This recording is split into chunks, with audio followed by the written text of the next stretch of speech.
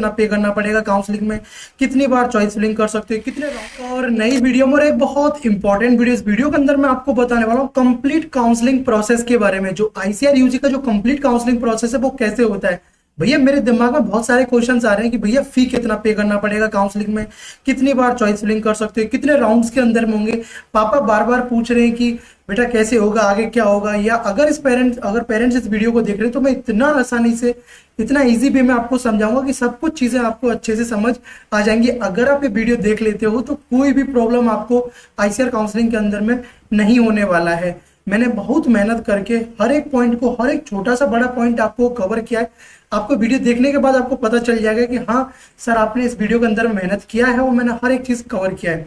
तो चलो वीडियो को स्टार्ट करते हैं। अगर आपको वीडियो अच्छा लगे तो वीडियो को लाइक करना और चैनल को सब्सक्राइब करके बने रहना, क्योंकि ICR counselling, CUET counselling, direct admission जहां भी होगा जिस भी यूनिवर्सिटी में, मैं इस चैनल पे आपको बताऊंगा और लास्ट तक गाइड करूंगा जितना मेरे से पॉसिबल हो पाए। चीज आपके दिमाग में होना चाहिए, जो मैं अभी बता रहा हूँ यूजी अंडर ग्रेजुएट स्टूडेंट के लिए बता रहा हूँ।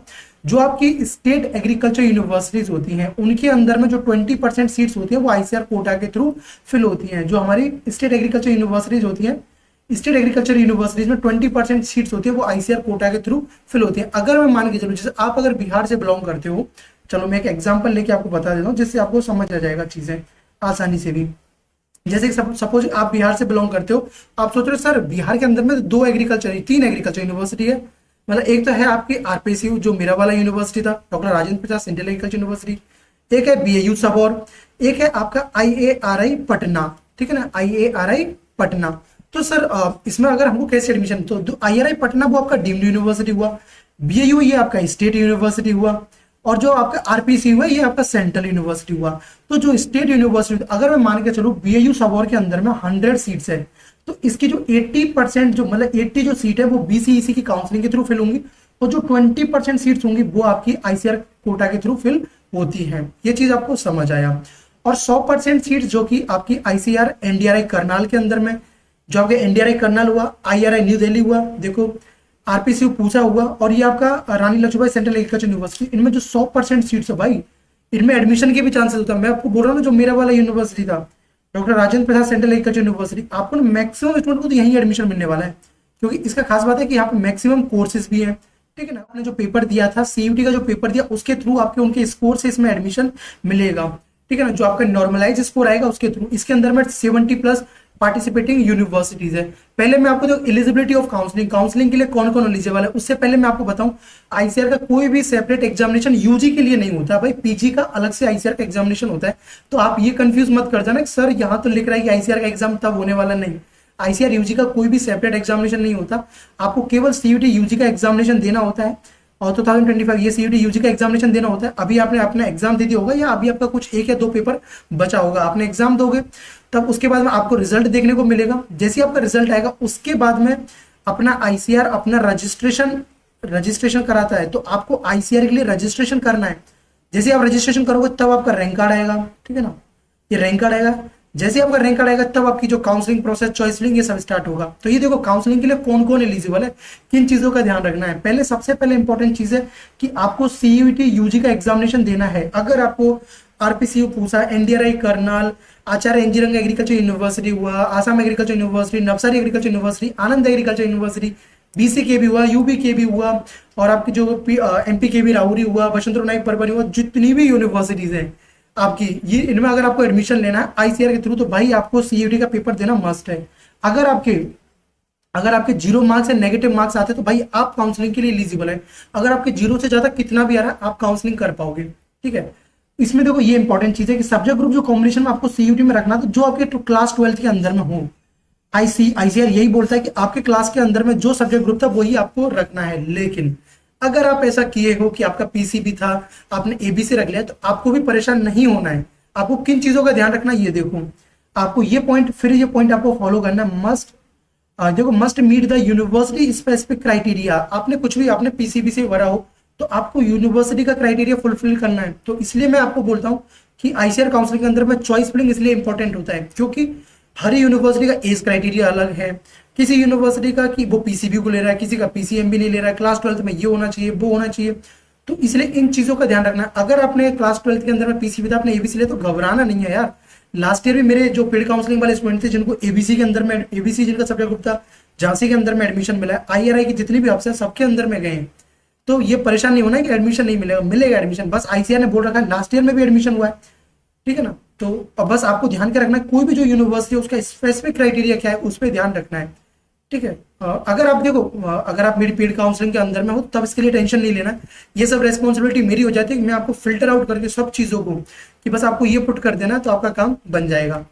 अब देखो काउंसलिंग राउंड्स के बारे में कि सर काउंसलिंग के कितने राउंड होते हैं ये तो बताइए, कितना फी पे करना था, सब कुछ बताऊंगा, आराम से देख लेना। मैंने बोला था ना आपको, ग्रुप के अंदर में बोला था, अगर ये वीडियो देखोगे तो आपको सब कुछ छोटा सा बड़ा इन्फॉर्मेशन मिल जाएगा, बहुत इन्फॉर्मेटिव ये वीडियो है। अगर आपको ये अच्छा लगे ना वीडियो तो आप एक प्यारा सा कमेंट करके मुझे बता भी सकते हो, ठीक है। आप देखो काउंसलिंग राउंड्स के बारे में बताऊं तो जो जो आईसीआर के अंदर में जो पहले होते हैं, आपके पहले 4 राउंड्स होते हैं, ठीक है ना। First round, second round, third round and fourth round. पर पता है क्या, जब ये फोर्थ राउंड होते हैं मतलब 4 बार जब राउंड होगा आपका फर्स्ट से फोर्थ, तो भाई आप बोलोगे भाई सर क्या हर एक राउंड के अंदर में हमको बार बार रजिस्ट्रेशन करना पड़ेगा, क्या बार बार फी पे करना पड़ेगा, ठीक है, या बार बार चॉइस फिलिंग करना पड़ेगा। तो सुनो, ये अगर आपके दिमाग में डाउट्स आ रहे हैं तो मैं क्लियर कर देता हूँ। आपको ना तो बार बार रजिस्ट्रेशन करना है, ना ही बार बार चॉइस फिलिंग करना। 1 से लेके 4 राउंड तक, 1 से और अरे देखो फर्स्ट से 4 राउंड तक केवल आपको एक बार तो चॉइस फिलिंग करना है। इसलिए मैं आपको बोलता हूँ चॉइस फिलिंग बहुत केयरफुली करना है, बहुत अच्छे से करना। अगर आपने एक बार चॉइस फिलिंग में गलती कर देते हो तो वही आपकी चॉइस फिलिंग सेकंड राउंड तक रहने वाली है, थर्ड राउंड तक रहने वाली है, फोर्थ राउंड तक रहने वाली है। तो इसलिए एक ही बार काउंसलिंग करो, चॉइस फिलिंग करो, बट अच्छे से करना है, ठीक है। जब ये आपका कंप्लीट हो जाता है तो उसके बाद में एक राउंड और कराया जाता है, जब इनके अंदर में सीट बैकेंड बच जाता है, जब 1 से 4 राउंड के बीच में भी सीट अगर बैकेंड बच जाता है, क्योंकि यार बचता है हर साल सीट बचता है, तब एक अलग से एक्स्ट्रा राउंड कराया जाता है जिसको 5th राउंड भी बोलते हैं, ठीक है ना। 5th राउंड बोलते हैं, या इसका दूसरा नाम होता है मॉप अप राउंड, ठीक है। तो ये 5 राउंड के अंदर में इसका आपका काउंसलिंग कंप्लीट होता है। बोलोगे सर ये स्पोर्ट काउंसलिंग क्या होता है, हमारे दिमाग में ये भी चल रहा है। भाई देखो, मॉप अप राउंड के बाद में भी जहां सीट बच जाता है, जैसे मैं आपको बताऊं कुछ यूनिवर्सिटीज भी बता दीजिए भैया, सुनो। एक है आपकी रानी लक्ष्मीबाई सेंट्रल एग्रीकल्चर यूनिवर्सिटी, आपका स्पोर्ट काउंसलिंग कराती है। और लास्ट ईयर से जो मेरा वाला यूनिवर्सिटी था, doctor Rajendra Prasad central agriculture university, उसमें भी स्पोर्ट काउंसलिंग हुआ था। और इससे पहले 2 साल तक नहीं हुआ था, फिर उससे पहले हुआ था 21-22 में हुआ, 23-24 में आरपीसी के अंदर में नहीं हुआ, लेकिन लास्ट ईयर हुआ था। और आपका एक हुआ आईआरआई हुआ, ठीक है ना, आईआरआई हुआ। ये सब आपके स्पोर्ट काउंसलिंग भी कराते हैं। कोई ना चैनल पे जुड़े रहना यार, सब्सक्राइब करके बने रहना, उसका कोई पैसा नहीं लगता, सब अपडेट आपको मिल जाएगा। अब चलते सर, ये तो समझ आ गया सर, जैसे कि मैंने कोई कॉलेज मुझे मिला फर्स्ट राउंड के अंदर में मुझे नहीं चाहिए, तो क्या मैं दूसरा कॉलेज ले सकता हूँ? हाँ, तुम उस टाइम पे क्या यूज कर सकते हो, अपग्रेडेशन अलाउ होता है 1 से 3 राउंड तक, फर्स्ट से 3 राउंड तक आप अपग्रेडेशन कर सकते हो, ठीक है। फर्स्ट से 3 राउंड तक, मतलब फर्स्ट से थर्ड राउंड तक आप अपग्रेडेशन कर सकते हो। तो बोलोगे सर अपग्रेड कर दिया तो मेरा पिछले वाला कॉलेज मेरे पास रहेगा या नहीं रहेगा? हाँ भाई, तुम्हारे पास रहेगा। अब ऐसा हुआ कि जैसे कि आपको पहले मिला आरपीसीयू मिला, जल्दी से मैं आपको बताना चाह रहा हूँ। अब फिर आप सोच रहे सर मुझे आईआरआई चाहिए, पहले राउंड में आपका आरपीसीयू मिल गया, दूसरे राउंड के लिए आपने अपग्रेड किया आईआरआई के लिए।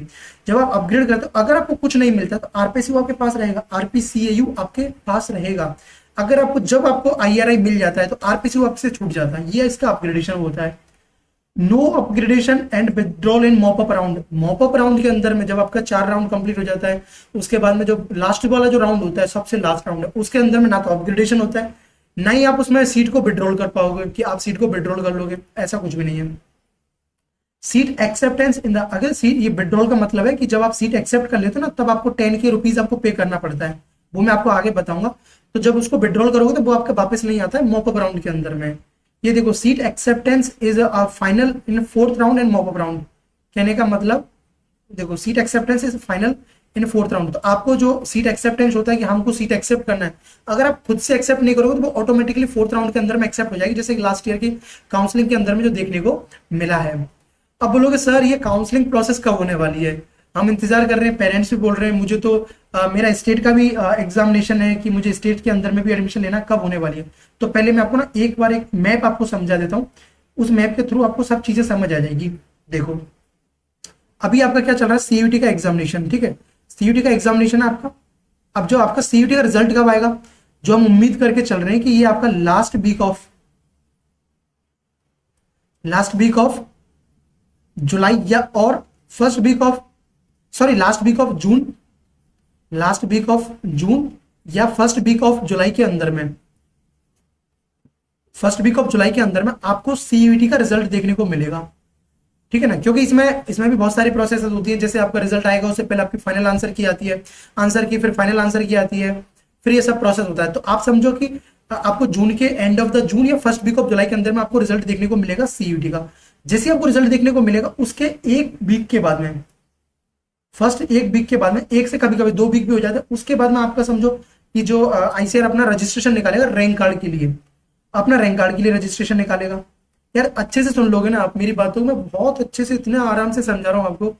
अगर आप प्यार से अच्छे से ध्यान से सुन लोगे चीजों को ध्यान से, तो आपको सब कुछ समझ आ जाएगा, कोई प्रॉब्लम नहीं होगा। ठीक है ना, लैक ऑफ गाइडेंस की वजह से ऐसा ना हो कि आप कुछ गलती करेगा, इसलिए सुन लेना। ठीक है, तो आपका फर्स्ट वीक जैसे आपका रिजल्ट आया उसके फर्स्ट वीक के बाद में आपका ये जो प्रोसेस होता है, फर्स्ट वीक के बाद में आईसीआर अपना रैंक के लिए रजिस्ट्रेशन कराएगा। तो वहां आपको रजिस्ट्रेशन करना है, और आईसीआर के अंदर में केवल आपकी डोमेन सब्जेक्ट्स मैटर करता है। आपने इंग्लिश दिया है, जनरल टेस्ट दिया, कोई मतलब नहीं है। आपने फिजिक्स देना चाहिए, केमिस्ट्री, बायोलॉजी, ये कॉम्बिनेशन आपको देना चाहिए। आपका ये भी हो सकता है, एबीसी हो सकता है या पीसीएम हो सकता है। ठीक है, तो ये आपका हुआ। तो ऐसे करके आपका ये जो काउंसलिंग प्रोसेस ये हुआ आपका कि जुलाई के अंदर में आपका ये सब आएगा, जुलाई के अंदर में उसके बाद में आपका रैंक कार्ड रिलीज होगा। तो मुझे जो लग रहा है कि आपका जो, क्योंकि चॉइस जिस दिन आपका रैंक कार्ड रिलीज होगा, जिस दिन रैंक कार्ड रिलीज होता है उसी दिन से आपका चॉइस फिलिंग स्टार्ट हो जाता है। इस चीज का ध्यान रखना। और ये आपका अगस्त के अंदर में आपको देखने का मिलेगा। फिर आपको first round, second round, third round and fourth round and mop up round, 3 to 4 months का इसमें टाइम लगता है। तो अच्छा खासा पहले ही इस चीज को ध्यान रखना। और देखो अभी अब तक यहाँ तक अगर आप मेरा वीडियो देख रहे हो तो मेरे देखो एक ये टेलीग्राम चैनल है और ये व्हाट्सएप ग्रुप है, इनको ज्वाइन कर लेना। इनका भी कोई चार्जेस नहीं है। हर की चीज जो अपडेट होता है इंपॉर्टेंट मैं आपको यहाँ भी शेयर कर देता हूँ, जिससे आपको मदद मिल जाती है। तो इनको ज्वाइन कर लेना, लिंक इनका डिस्क्रिप्शन बॉक्स में दिया हुआ है। अब सर एक बार और स्टेप बाय स्टेप। तो देखो सबसे पहले आपको रजिस्ट्रेशन करना होता है। किस पोर्टल पे रजिस्ट्रेशन करना होगा सर? वेबसाइट तो पता होना चाहिए ना, क्योंकि बिना वेबसाइट के तो क्या ही चलेगा। तो ये देखो ICRadmission.in, ये आपका वेबसाइट, कंप्लीट काउंसलिंग प्रोसेस इसी वेबसाइट पे होगी। इसके अलावा कहीं आपको नहीं भटकना है। रैंक कार्ड के लिए रजिस्ट्रेशन यहीं पे होगा, काउंसलिंग भी यहीं पे होगी, चॉइस फिलिंग भी यहीं पे होगा, सीट अलॉटमेंट भी यहीं पे होगा, सब कुछ यहीं पे होगा। काउंसलिंग के अंदर में फी कितना लगेगा सर? भाई आपका ओनली 500 रुपये लगने वाला है। ठीक है ना, ये मैं नहीं बता रहा हूँ, ये आपको पोर्टल पे करना है, पोर्टल पे पे करना है। ये पोर्टल पे आपको पे करना ओनली 500 रुपीज आपको पोर्टल पे करना। सर ये क्या केवल एक राउंड का फी है या मल्टीपल राउंड का? भाई ये केवल आपका ना पूरी काउंसलिंग का फी है। अगर आप 500 रुपीज पोर्टल पे करते हो तो आप 1 से 4 राउंड तक एलिजिबल हो। और अगर उनके 1 से 4 राउंड तक भी आपको सीट नहीं मिलता तो मॉपअप के अंदर में भी आपको पे नहीं करना, उनके लिए भी एलिजिबल हो। उसके बाद में चॉइस फिलिंग, तो फिर आपको चॉइस फिलिंग करना होता है। पहले आपने ये आपको पहले रजिस्ट्रेशन फी आपको पे करना होता है चॉइस फिलिंग से पहले, तब आपको चॉइस फिलिंग करना होता है।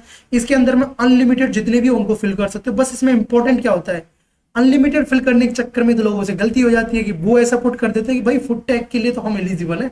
उन्होंने ध्यान दिया नहीं कि तुम भाई उसके लिए एलिजिबल हो या नहीं, वो पुट कर देते हैं और रिजेक्ट हो जाते हैं खुशी खुशी। तो इसीलिए ये चॉइस फिलिंग मैं आपको एक बार भी मार्क कर देता हूँ, बहुत इंपॉर्टेंट है। ये देखो इसका जो पूरा काउंसलिंग में, बाकी सब कुछ आप आराम से कर लोगे यार। कैसे ये इसको अपने मोबाइल से सब कुछ खुद से भी कर सकते हो, लेकिन जो चॉइस फिलिंग हुआ कि क्या कौन सा हमको कॉलेज पुट करना चाहिए, वो अगर रिस्क लोगे कि खुद से करने की कोशिश करोगे, आपको आइडिया भी नहीं होता है किस कॉलेज का कैसा प्लेसमेंट्स भी है, कैसा फीस स्ट्रक्चर है। ठीक है ना, तो इन सब चीज के लिए तो आपको ध्यान रखना है। ठीक है ना, तो ये चॉइस फिलिंग आपको बहुत अच्छे से करना है। चॉइस फिलिंग, और आप एक टाइम पे ना आपके दिमाग में ये भी था और ये क्वेश्चन मेरे से पूछा भी गया था, सर क्या हम एक ही कोर्स फिल कर सकते हैं? नहीं भाई, आप एक से ज्यादा कोर्सेज फिल कर सकते हो एक टाइम पे। एक पर्टिकुलर यूनिवर्सिटी के अंदर में 10 कोर्स है, उनको 10 के लिए अगर आप एलिजिबल हो तभी उनको पुट कर सकते हो, अदरवाइज नहीं। उसके बाद में आता है आपका सीट अलॉटमेंट होता है। जो आपको कॉलेज मिलेगा तब आपको सीट मिलेगा। अगर आपको वो लेना है तो डॉक्यूमेंट्स वेरिफिकेशन, डॉक्यूमेंट्स अपलोड करो। नहीं लेना तो डॉक्यूमेंट्स तो फिर भी अपलोड करना है आपको, डॉक्यूमेंट्स तो नहीं लेना फिर भी अपलोड करना है, लेकिन उसके बाद में आप अपग्रेड के लिए लगा सकते हो। ठीक है, ये आपको डॉक्यूमेंट्स वेरिफिकेशन होगा। देन उसके बाद में अब ये देखो, जो स्टूडेंट थे ना सर भैया हमारा फाइनेंशियल कंडीशन ठीक नहीं है, हम कितना फी पे करना पड़ेगा काउंसलिंग के टाइम पे, जिस तरह हम अरेंज कर लें, तो देखो 500 रुपये आपको ये रजिस्ट्रेशन के लिए पे करना पड़ता है। और ये देखो 10,000 रुपये आपको सीट एक्सेप्टेंस फी होता है। जिस भी यूनिवर्सिटी में आप जिस भी जो भी यूनिवर्सिटी आपको मिलेगी तो वहां आपके 10,000 रुपये सीट एक्सेप्टेंस फी पे करना पड़ेगा। सर फी नहीं पे करेंगे तो क्या होगा? भाई एडमिशन नहीं मिलेगा, पे करना ही पड़ेगा। क्या सर ये जो फी हम पे करेंगे वो कॉलेज की फी में ऐड होगा? ना, ये कॉलेज की फी में ऐड नहीं होता है। उसके बाद में आपको जो एडमिशन लेटर आ जाता है, फिर आपको फिजिकल रिपोर्टिंग के लिए जाना पड़ता है। ये पूरा है step by step counselling process. अब बोलो देखो सर भैया हमको नहीं पता, हम फर्स्ट टाइम इसमें काउंसलिंग कर रहे हैं, ठीक है ना, या जो पेरेंट्स अगर इसमें देख रहे हैं कि सर मेरी डॉटर है वो फर्स्ट टाइम, तो उसको कहाँ एडमिशन दिलाएं। तो देखो आपके जितने भी डाउट है, आप चाहते हो कि आपको एक बेटर चॉइस फिलिंग मिले जिससे कि आपके मैक्सिमम चांस हो एडमिशन के लिए, तो आप इस बारे जो मेरा ये जो आपको गूगल, ये आपको जो स्कैनर दिख रहा है, इस पर पे करके आपको अभी इसका जो फी है ओनली 799 रुपीज फी है। इसके अंदर में आप मेरा काउंसलिंग मेंटरशिप प्रोग्राम आप ज्वाइन कर सकते हो, जिसके अंदर मैं आपको कंप्लीट काउंसलिंग प्रोसेस मैं पूरा हेल्प करूंगा, 1 to 1 मैं आपको हेल्प करता हूँ। अरे यार जो लोग तो मेरे से अभी देखा होगा, आप जो भी मुझे करते हो कभी, तो मेरा तो इतना बिजी शेड्यूल होने के बाद भी मैं आपके हर एक कमेंट का भी मैं रिप्लाई कर देता हूँ।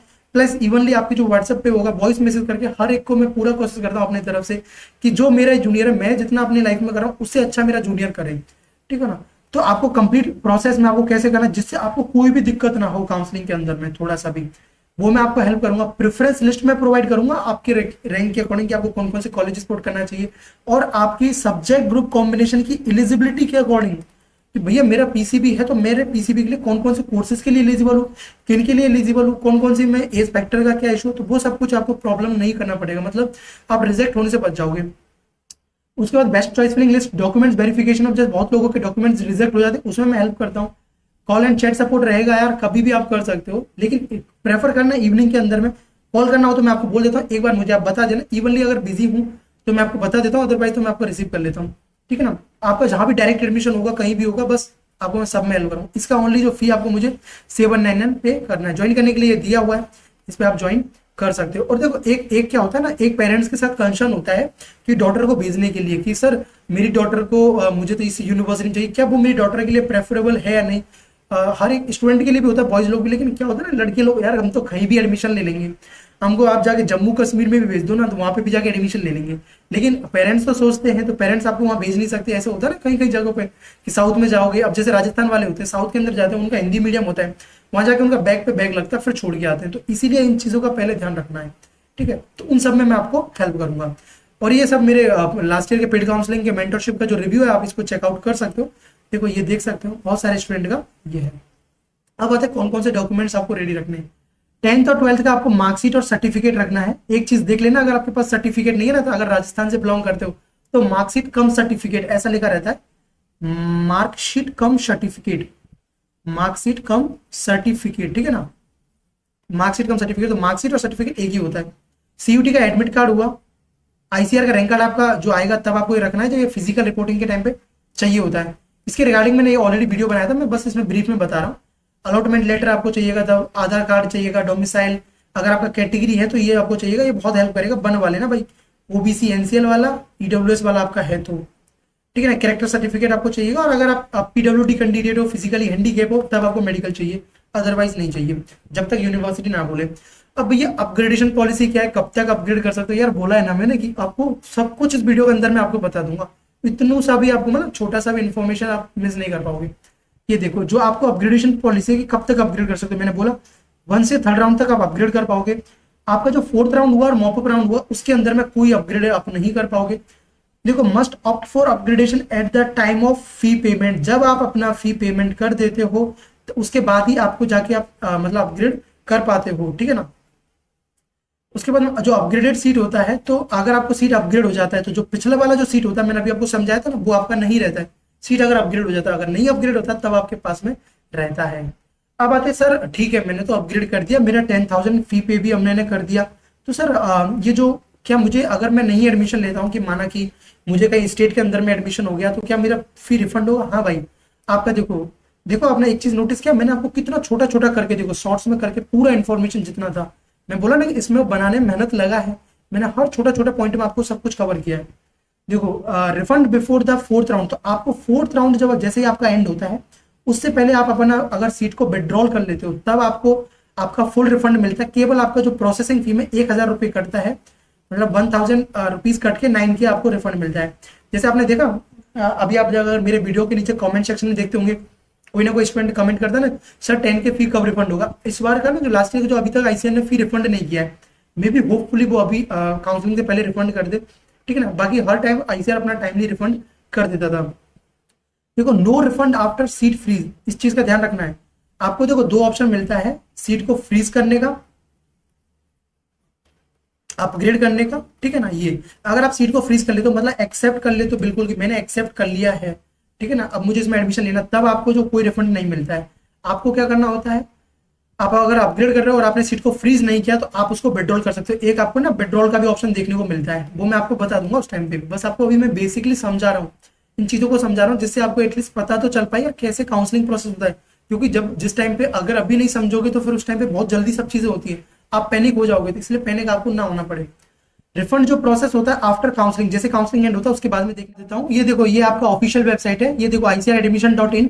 इस पे ही आपका पूरा काउंसलिंग प्रोसेस जो भी है वो सब कुछ इस पे ही होता है। देखो ये ओपन हो रहा है, ये देखो ये कुछ ऐसा दिखता है। तो इस पे आपको अपडेट रहना है, इस पे कनेक्ट रहना है इस वेबसाइट के अंदर में। देखो जो भी अपडेट होता है, जैसे लास्ट ईयर का था, देखो ये university wise contact list, last year का काउंसलिंग वाउचर हुआ, ठीक है ना, अप्लाई फॉर ऑनलाइन काउंसलिंग। तो यहीं पे देखो ये एप्लीकेंट लॉगिन वाला हुआ, यहाँ पे जाके आपको अप्लाई करना होता है, रजिस्ट्रेशन करना पड़ता है। तो यहीं पे जो रैंक कार्ड के लिए रजिस्ट्रेशन सब कुछ यहीं पे करना है, ठीक है ना। तो इस वेबसाइट पे आपको जुड़े रहना है। बाकी तो इस चैनल पे मैं आपकी प्रोसेस। अब आता है सर स्कॉलरशिप मिलता है नहीं मिलता है, इसके ऊपर तो मैं वैसे आपको एक बहुत स्पेशल वीडियो बनाऊंगा, सब कुछ छोटे से बड़े। लेकिन अगर आप जो मेरे यूजी वाले कैंडिडेट मेरे को सुन रहे हैं तो उनको 3,000 रुपये पर मंथ मिलेगा। इसका कंडीशन यही होता है कि अगर जैसे मैं बिहार में पढ़ाई किया था, ठीक है ना, जैसे मैंने doctor Rajendra Prasad central agriculture university से ग्रेजुएशन किया है, मैं बिहार के अंदर पढ़ा हूँ, ठीक है ना, और मेरा जो मतलब डोमिसाइल स्टेट है, मैं राजस्थान से बिलोंग करता हूँ। तो अगर मैं राजस्थान को छोड़ के मैंने बिहार में एडमिशन लिया था तो मुझे स्कॉलरशिप मिला था। ऐसे ही अगर आप बिहार से हो और आप झारखंड में एडमिशन लोगे, या बिहार से हो MP में लोगे, जम्मू कश्मीर में लोगे, या कहीं भी लोगे, for ICAR quota student studying outside the home state, अपने होम स्टेट को छोड़ के कहीं भी एडमिशन लोगे तभी आपको ये ICAR का नेशनल टैलेंट स्कॉलरशिप आपको मिलता है। इसके लिए आपको जो award after the documents verification and admission confirmation, जैसे आपका डॉक्यूमेंट वेरीफाई हो जाता है कॉलेज के अंदर में, सब कुछ कंप्लीट हो जाता है आपका वेरिफिकेशन, उसके बाद में ICAR के पोर्टल पे आपको ये अवार्ड देखने को मिलता है, एक लेटर देखने को मिलता है, वो आपको कॉलेज में देना होता है। उसके बाद में आपका जो स्कॉलरशिप है, जिस दिन आपने रजिस्ट्रेशन करा लिया होता है उस दिन से आपका शुरू हो जाता है। अब एक लास्ट चीज कि सर जब भी आपको अगर कोई प्रॉब्लम होता है पोर्टल वगैरह, तो ये देखो ICAR एडमिशन जो इस वेबसाइट पे आपको विजिट करते रहना है। ICAR का जो हेल्प डेस्क भी होता है, ठीक है ना, वहाँ पे भी आप पूछ सकते हो, वरना मैं तो अपना हेल्प अपनी तरफ से भी पूरा हेल्प आप लोगों को करता हूँ जितना भी है, ठीक है ना। अब आपके कुछ फाइनल टिप्स, तो देखो check eligibility before choice filling, बहुत इंपॉर्टेंट है यार, मोस्ट इंपॉर्टेंट बोलूंगा। तो इस चीज का जरूर ध्यान रख लें कि आप जिस भी कॉलेज को पढ़ रहे हो क्या आप उसके लिए एलिजिबल हो या नहीं। ऐसा नहीं आप एलिजिबल नहीं हो और आप पुट कर रहे हो तो फिर आप रिजेक्ट हो जाओगे, खुशी खुशी रिजेक्ट हो जाओगे। तो मैं नहीं चाहता कि आपको थोड़ा सा भी दिक्कत हो काउंसलिंग के अंदर में। और देखो इसमें आता है कि सेव एंड लॉक चॉइसेस, खुद से लॉक नहीं करना पड़ता है इसके अंदर में। इसके अंदर में ऑटोमेटिकली जो टाइम ड्यूरेशन होता है जैसे निकल जाता है वो ऑटोमेटिक लॉक हो जाता है। आपको एक टाइम ड्यूरेशन, जो भी हर एक राउंड का एक टाइम ड्यूरेशन होता है कि इस ड्यूरेशन में आपको ये आपका अलॉटमेंट आएगा, चॉइस फिलिंग करना है। एक बार ही केवल फर्स्ट राउंड के टाइम पे चॉइस फिलिंग करना होता है, ये तो आपको पता ही है। अपने डॉक्यूमेंट से भाई इनको अभी बनवा के रेडी रख लेना, ठीक है ना। और आपको ऑफिशियल वेबसाइट पे भी अपडेट रहना है, बाकी चैनल पे भी अपडेट रहना, आपको आगे की इन्फॉर्मेशन मिल जाएगी। तो मैंने इस वीडियो के अंदर बहुत अच्छे से आपको समझाने का कोशिश किया, आई होप आपको समझ आया होगा। और हाँ, जिनको मेंटरशिप में ज्वाइन करना है तो ये मेरा QR कोड है, इसको स्कैन करो और ज्वाइन करो। देखो तब तक मैं आपका हेल्प करूंगा जब तक आपको एडमिशन नहीं मिल जाएगा, ठीक है ना। मुझे इसके अलावा आपको कुछ भी एक्स्ट्रा पे नहीं करना है। जब तक एडमिशन नहीं मिलेगा, आप 4 to 5 मंथ, इवनली जिनको नहीं मिलेगा 5 मंथ तक आप मेरे पास रहोगे। मेरा रिस्पॉन्सिबिलिटी रहेगा आपके हर एक रिप्लाई देना, हर एक कुछ करने का, ठीक है ना। और ये सब मेरे देख सकते हो लास्ट ईयर के जो स्टूडेंट जो पेड काउंसलिंग में थे उनके रिव्यू है, आपने देखा भी होगा। देखो किसी को IRA आसाम मिला है, प्रोफेसर जयशंकर मिला है Nagaland, Basantrao Naik Raichur BAU, Chandrashekhar Azad, Rani Laxmibai, Banda agriculture university, IRI Patna, BAU सब। और ये देखो बेंगलोर वाला OUT उड़ीसा, ये देखो भुवनेश्वर वाला मिला, MP की भी, ये देखो बागलकोट। तो भाई देखो हिसार यूनिवर्सिटी, धारवाड़, इनके जो कोर्सेज में लिखे कौन कौन सा कोर्स मिला है, क्या था उनका काउंसलिंग रिव्यू क्या था। तो लास्ट ईयर के हैं, उससे पहले भी है। 4 ईयर का मेरा इसमें काउंसलिंग एक्सपीरियंस है। तो जितने अगर लास्ट ईयर इन स्टूडेंट को मैंने दिलाया तो इस बार भी आपको दिलाऊंगा। बस आपको एक प्रॉमिस मेरे से करना पड़ेगा कि भैया आप जो मुझे इंस्ट्रक्शन दोगे मैं उनको फॉलो करूंगा। जैसे आप मुझे बोलोगे कि चॉइस फिलिंग में इन चीज़ों का ध्यान रखना है, मैं वैसे करूंगा। और जैसे आप मेंटरशिप में हमको जैसे बताओगे, मेंटरशिप के अंदर में जैसे बताओगे कि वैसे चॉइस फिलिंग करना है, जैसे ध्यान रखना है, तो वो सब चीज़ अगर आप फॉलो करते हो तो आपको भी एडमिशन मिल जाएगा। आपने मेरा कट ऑफ भी देखा होगा, इस बार थोड़ा कट ऑफ बढ़ने का पॉसिबिलिटीज है, लेकिन लास्ट ईयर का देखा कितना कम कट ऑफ गया था। तो उम्मीद तो बिल्कुल भी मत छोड़ना, ठीक है ना। बस अच्छे से काउंसलिंग करना, चॉइस फिलिंग करना, और पैनिक मत होना। आपका भाई आपके साथ है, आपका सीनियर, आपका मेंटर आपके साथ है। मेरा 110% आपको देने का कोशिश करूंगा काउंसलिंग के टाइम पे। तो बस लगे रहना। और आप लोग तो अभी आपने अच्छे से मेहनत किया है, तो इस टाइम पे अच्छे से मेहनत किया, तो ये ना हो कि अच्छे से आपने पढ़ाई की और आप जाके काउंसलिंग की वजह से आपको रिजेक्ट होना पड़े। क्योंकि आपका 1 साल आप समझ सकते हो बहुत ज़्यादा कॉस्ट आपको बाद में महसूस होगा कि एक साल अगर मैं ढंग से उस टाइम चॉइस फिलिंग कर लेता, काउंसलिंग कर लेता, तो मेरा साल बर्बाद नहीं होता। बहुत लोगों का फाइनेंशियल कंडीशन वीक होता है, तो वो कि भैया हमको ऐसी यूनिवर्सिटी नहीं चाहिए जिनका भाई, जैसे अगर आप पीएयू पंजाब एग्रीकल्चर यूनिवर्सिटी के अंदर जाओ भाई, अच्छा खासा फी है उसका। और भी जो साउथ की यूनिवर्सिटी बहुत अच्छा फी है, आपको वहाँ पर सेमेस्टर 70,000 80,000 आपको पे करना पड़ रहा है। तो कौन है भाई जिसका फाइनेंशियल कंडीशन वो कभी पे नहीं कर पाएगा, उसको तो बर्डन फील होने लग जाएगा। ठीक है ना, तो इस चीज का ध्यान रखना। तो चलो इस वीडियो में इतना ही। So thanks for watching, bye bye, take care and keep smiling and stay connected with the study. और उम्मीद करूंगा अगर वीडियो अच्छा लगा तो लाइक करते जाना, चैनल को सब्सक्राइब कर लेना। Bye bye.